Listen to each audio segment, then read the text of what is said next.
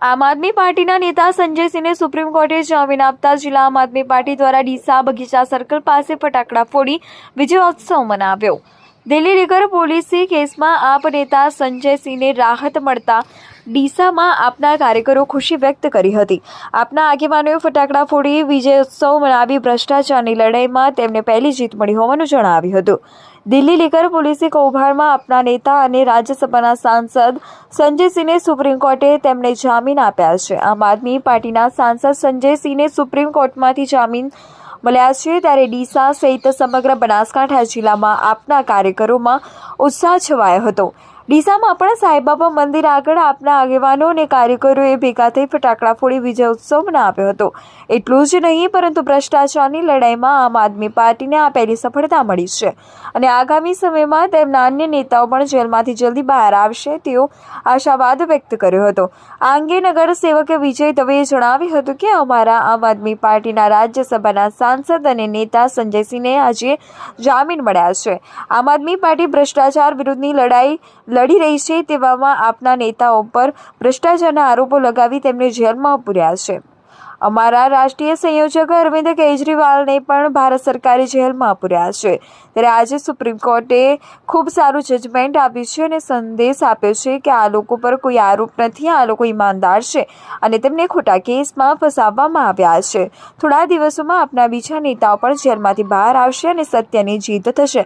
ભ્રષ્ટાચારની લડાઈમાં અમને આજે પહેલી સફળતા મળી છે। ન્યાયકોર્ટનું જે જજમેન્ટ છે તેને અમે આવકારીએ છીએ અને તેને ફટાકડા ફોડી ઉજવણી કરીએ છીએ।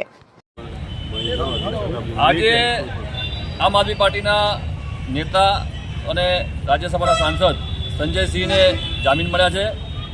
આમ આદમી પાર્ટી એ ભ્રષ્ટાચાર વિરુદ્ધની લડાઈ લડી રહી છે। એવા સમયે આમ આદમી પાર્ટીના નેતાઓ પર ખોટા આરોપો લગાવી અને એમને જેલના હવાલે કર્યા છે। અમારા રાષ્ટ્રીય સંયોજક અરવિંદ કેજરીવાલજીને પણ અત્યારે ભારત સરકારે જેલમાં પૂર્યા છે।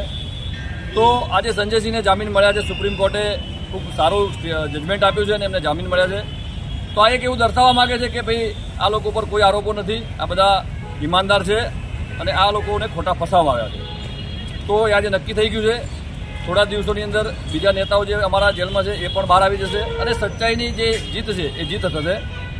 દરેક ભારતનો નાગરિક જાણે છે કે આમ આદમી પાર્ટી એ કટ્ટર ઈમાનદાર પાર્ટી છે અને આજે ભ્રષ્ટાચારી સામેની લડાઈ લડતી હતી, પણ એમને ખોટી રીતે ફસાવીને જે જેલમાં પૂર્યા હતા, એમાં આજે પહેલી સફળતા મળી છે કે સંજયસિંહને આજે સુપ્રીમ કોર્ટે જમાનત આપ્યા છે।